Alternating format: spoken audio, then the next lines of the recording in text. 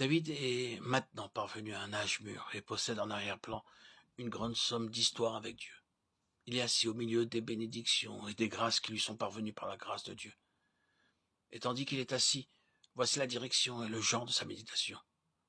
J'habite dans une maison de cèdre, mais l'arche de l'alliance de l'Éternel est sous une tente. Ceci ne me satisfera jamais. La disposition du cœur de David à ce moment-là est exposée dans le psaume 132. Assurément, je n'entrerai pas dans ma maison de cèdre. Je ne monterai pas sur mon lit. Je ne donnerai pas d'assoupissement à mes paupières jusqu'à ce que j'aie trouvé un lieu pour l'arche de l'Éternel, pour le témoignage du Seigneur. David l'a promis par serment. Le dévoilement du cœur de David se trouve là. Et c'est là la clé de la vie de David. De l'introduction de David à la fin de sa vie, vous trouvez que cela résume tout. Vous vous souvenez que son introduction fut en relation avec Goliath et vous le trouvez là, jaloux pour le nom de l'Éternel, jaloux pour les intérêts du Seigneur. Ce ne fut pas pour Israël en tant que tel qu'il sortit des rangs, c'était pour l'Éternel. Je marche contre toi au nom de l'Éternel des armées, du Dieu de l'armée d'Israël que tu as insulté.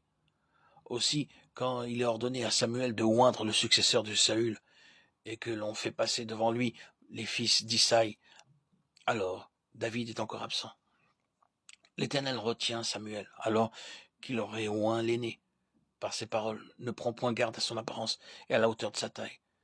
L'Éternel regarde au cœur. Une fois de plus, c'est du cœur dont il fait mention. Il en est ainsi jusqu'à la fin. Nathan dit à David, fais tout ce que tu as dans le cœur. Nathan était un brave homme et avait une grande place, une place d'honneur dans la vie de David.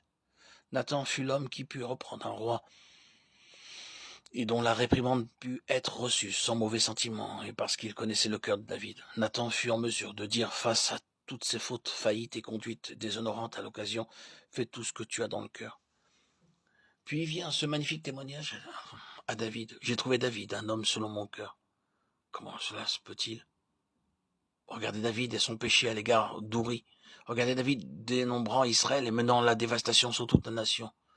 Oui, regardez encore David dans sa faiblesse, ramenant Absalom, le meurtrier, sans aucune repentance de la part du meurtrier, purement sur la base de l'affection naturelle, fermant les yeux sur la responsabilité morale.